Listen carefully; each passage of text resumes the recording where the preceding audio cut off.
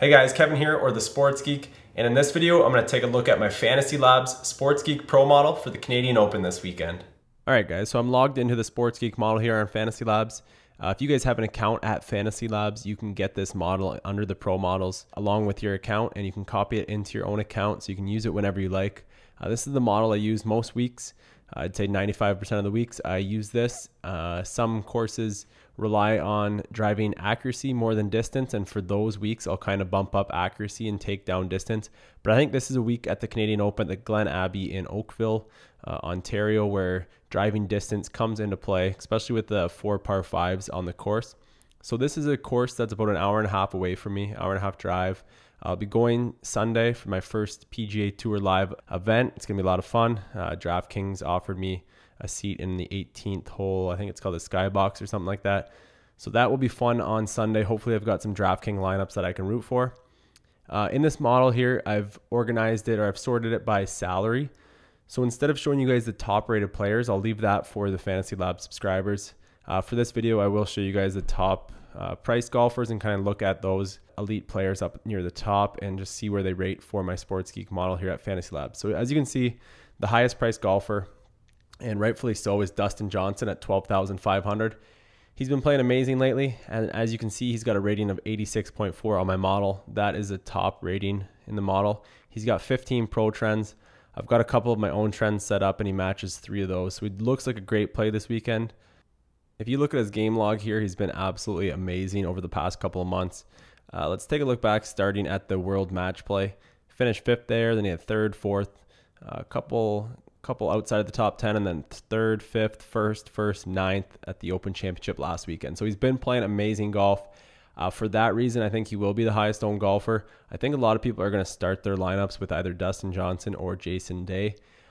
So I think he's a great cash play, pretty good GPP play, but you could also fade him if you want and hope for maybe a missed cut or something crazy. But I couldn't see him doing too poorly this weekend unless he just kind of gives up and focuses on next week or something like that. But he is an RBC sponsored golfer, so I expect him to show up and play well.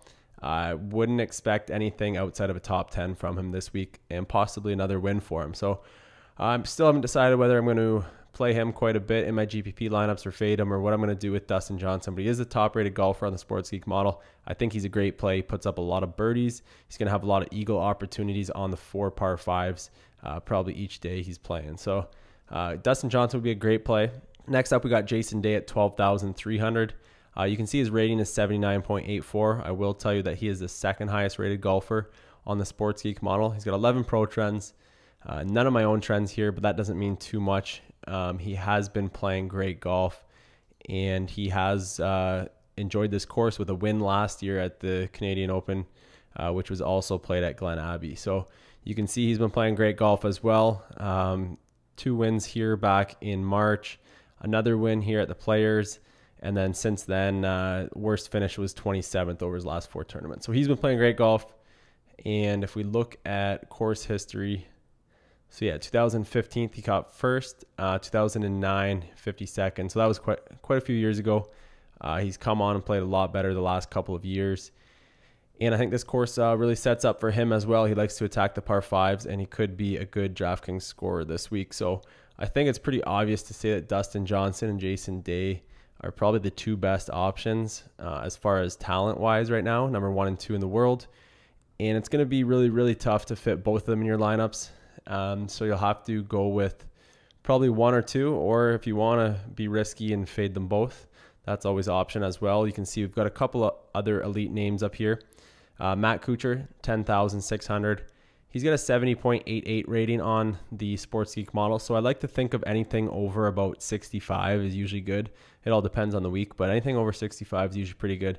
So Kuchar ranks really well in this model as well. So maybe a strategy for GPPs would be to skip these 2 golfers and go right to someone like Kuchar. It's risky, but you could try that. You can see that he's had lots of success here at Glen Abbey, a 7th place finish in 2015 and 2nd in 2013. So 2 top 10 finishes in those last 2 tries here. And he's playing great golf too. Besides a 46 at the last 2 majors, British Open and US Open, he's had a number of top 10 finishes in the regular event. So with a weaker field, I wouldn't be surprised to see him in the top 10 and possibly top 5, and I wouldn't be surprised to see him maybe take it down this weekend. The next pick here is Brandt Snedeker, 10,300. So he's the 4th highest golfer, but he's got a rating of 60.18. So it's a guy who doesn't rank well on this model, but it's also a guy that I wouldn't mind throwing in some GPPs just because of the lower ownership and the success here. So he didn't play last year, but his last time here in 2013, he finished 1st. He won the tournament. And 2009, he finished 5th. So he just loves this course. Hasn't been playing great golf this year overall, but he has had a couple. You can see a couple top 10 finishes. Farmers Insurance, he won back in January. So sometimes when a good golfer like Snedeker has been having a tough year, it just takes a tournament like this where he's had success in the past at and a little bit of a weaker field to come back and get another win. So this could be a sneaky GPP play.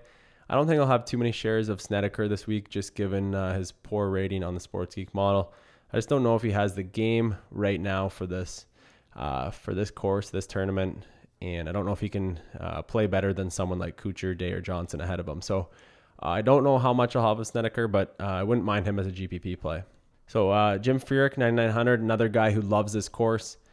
His last 3 times here, 14th, 9th, and 4th last year. So he's been playing well lately as well. Actually, if you look at his game log, not as good as I thought. So British Open, 59th, Bridgestone National, 42nd, 21st, 2nd at the US Open is kind of what really popped into my mind thinking of Furyk lately.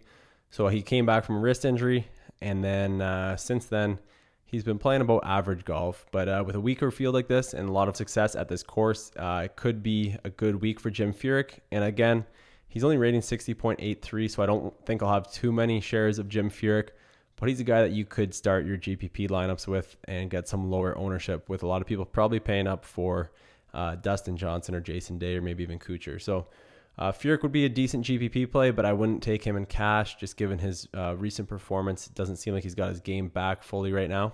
And then now I'm just going to quickly run through these next maybe 10 names here, 11 names. So we got Tony Finau, next highest. He's got a pretty good rating on my model, 68.37. He likes par 5, so I would definitely take him into consideration this week. Danny Lee's a tough one. He's 9,100, pretty expensive. He's a guy that's really inconsistent. He can have some really good weeks. I believe it was 2 weeks ago where he finished 2nd at the Scottish Open. And then last week, really struggled at the Open Championship with a miscut, 78 and 77. Or he finished 3rd at the Scottish Open. So he's a guy, would be a pure GPP play for me. I wouldn't be confident taking him in cash. Charlie Hoffman, interesting play at 8,900. He had a really good start to the 2016 year, and he's been struggling a little bit lately, but he's got a pretty good rating here at 67.59. I think he's definitely a good GPP play. Adam Hadwin is a Canadian at 8,700. He doesn't rate well at all at 52.63. I think I will be avoiding him, although I really wanted to take the guy, just given that he's a Canadian. John Ram's another good young guy. He's 65.25 on the model. Definitely someone I'll be looking at this week. He did have, I think he had maybe one poor round. I guess he had about average rounds throughout the tournament for the Open Championship, finishing 59th. He had a 3rd place finish at the Quicken Loans. He missed a cut at the Barracuda. So definitely a guy that's worth a look in GPPs. Grillo, I think, will be really popular, but I think he's a good GPP play. Or maybe even a cash game play at 69.3 on the FantasyLabs Sports Geek model. Castro, another interesting play. He's pretty expensive, 8,400. He ranks average at 60.33 in my model. Someone I'd probably throw in a couple GPP lineups, but I won't be all over this weekend. Robert Garrigus, interesting golfer, pretty high price for him at 8,300, but he does score a lot of birdies recently at least. He hasn't had the most success long term. He doesn't have a great record, but more recently he's been playing well. So 67.06 for the rating on the Sports Geek model. Definitely worth a look for him at 8,300. Kevin Kisner, same thing. Could be worth a look in GPPs, but he's not rating well. He's 59.84. I'll probably be avoiding him. I'm just not liking where his game's at right now. And then the last one here is Chris Kirk, 58.24. Let me take a look at him. Yeah, he finished 21st here in 2013. His game log has been a little bit all over the place here. 2 missed cuts, a 12th, a 21st. Looked like he was coming back into form, and then another missed cut. So this is a guy with a field like this. He might be able to take advantage of it and start playing a little better golf, but not a guy I will make a staple in my lineups. Just not sure where his game is at right now. And he's only got a rating of 58.24 on my FantasyLabs Sports Geek model. So not a guy that I love. So if you guys want to check out the Sports Geek model, make sure you sign up for a FantasyLabs account if you don't already have one. And if you have one, you just go to the Pro models on FantasyLabs under Golf and copy it over into your own model. You can check out all the ratings there. Good luck, guys. Hope you guys make some money this week. Cheers.